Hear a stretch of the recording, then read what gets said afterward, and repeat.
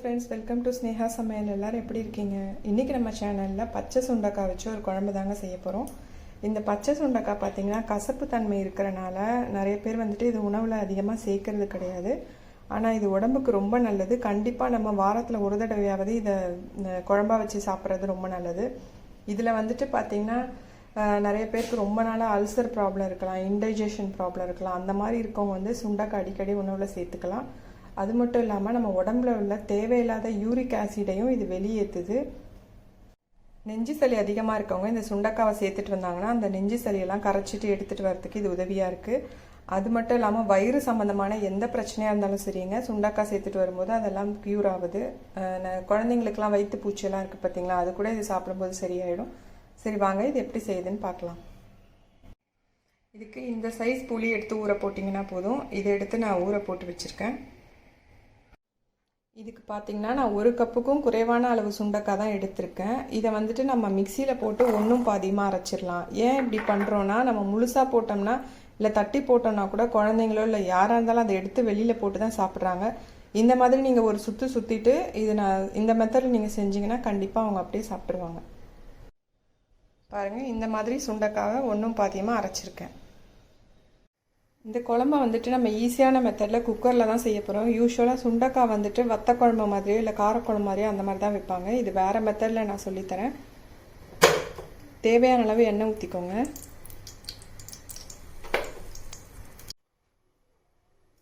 ஒரு ஸ்பூன் கடுகு, ஒரு ஸ்பூன் ஜீரகம், ஒரு பெரிய வெங்காயமும் 20 சின்ன வெங்காயமும் நறுக்கி வச்சுருக்கேன், அதையும் சேர்த்துப்போம். வெங்காயம் வதங்கிடுச்சு. நம்ம அரைச்சி வச்ச சுண்டைக்காய் சேர்த்துப்போம். இது போட்டு எண்ணெயில் நல்லா ஒரு 5 நிமிஷம் வதக்கணும், பச்சை வாசம் போட வரைக்கும். 20 பல்லு பூண்டு எடுத்து வச்சுருக்கேன். இதை ஒன்றும் பாதியமாக தட்டி எடுத்துப்போம். இந்த பூண்டையும் சேர்த்துருவோம்.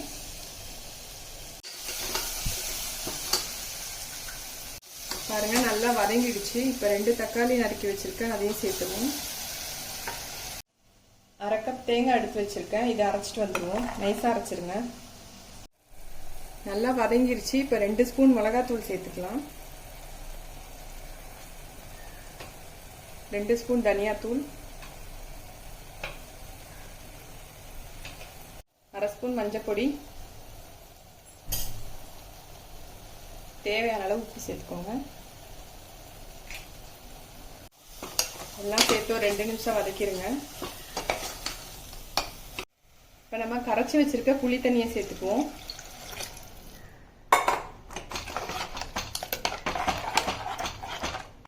இது ஒரு 5 நிமிஷம் கொதிக்கட்டும். அதுக்கப்புறமா நம்ம தேங்காய் ஆட் பண்ணிட்டு குக்கரை மூடி வச்சிருவோம்.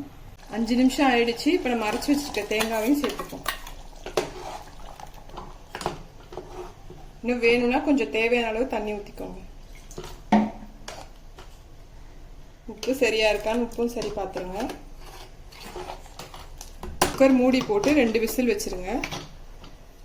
பாருங்க, 2 விசில் ஆயிடுச்சு. இப்போ ஓப்பன் பண்ணி பார்க்கலாம்.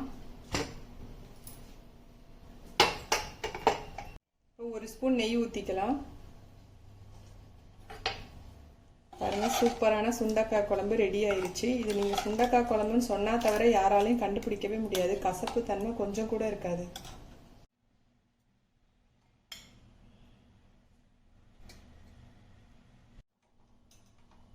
நீங்களும் இந்த டிஷ் உங்கள் வீட்டில் ட்ரை பண்ணி பார்த்துட்டு கண்டிப்பாக கமெண்ட்ஸ் பாக்ஸில் பதிவு பண்ணுங்கள். எங்கள் சேனல் பிடிச்சிருந்துன்னா ஸ்னேஹா சமையல் சப்ஸ்கிரைப் பண்ணுங்கள், சப்போர்ட் பண்ணுங்கள், உற்சாகமாக சமைங்க, சந்தோஷமாக சாப்பிடுங்க. தேங்க்யூ ஃபார் வாட்சிங். மறக்காம சர்ப்ரைஸ் பண்ணுங்க. தேங்க்யூ.